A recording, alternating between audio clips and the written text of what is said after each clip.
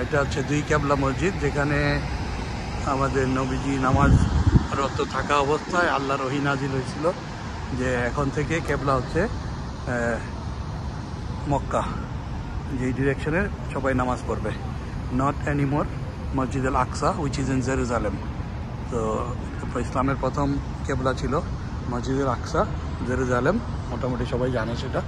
তো এখানে নবীজি হিজরত করে আসার পরও 17 মাস ওই মসজিদ আল আকসাই ছিল। তো আমাদের নবীজি মনে মনে চাইতেছিলেন যাতে মসজিদ আল আকসার পরিবর্তে মক্কাকে কেবলা করা হয়, যাতে সবার সুবিধা হয়। কারণ ওই সময় তো আর নেভিগেশন ছিল না, জিপিএস সিস্টেমও ছিল না, তো হয়তো ভুলভ্রান্তি হয়ে যেতে পারতো। তো ওইটাই হয়তো কারণ হবে। আর ওনার যেহেতু জন্মস্থান মক্কা, সেটাও একটা কারণ হতে পারে।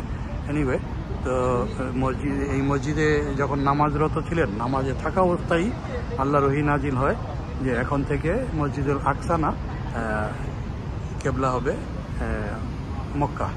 তো নামাজের নিয়ত না ভেঙেই সবাই ডিরেকশন চেঞ্জ করছিল, সেই নিয়তেই নামাজ শেষ করে।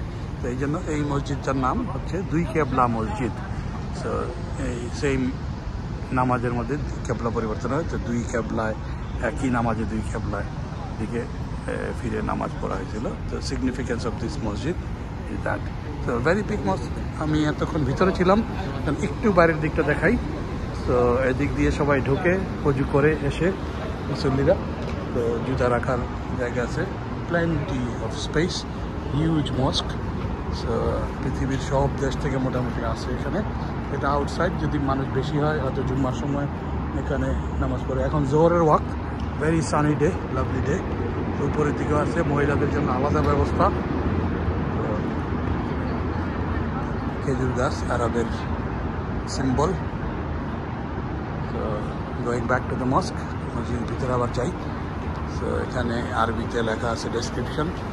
তো আরবি আমরা যারা নন আরব, তো বিসমিল্লাহির রহমানির রহিম উপর লেখা, বাকিটা তো ক্লিয়ার না, বোঝা যাচ্ছে না কি লেখা। The date, mosque maybe. Okay, thank you for watching. Assalamu alaikum.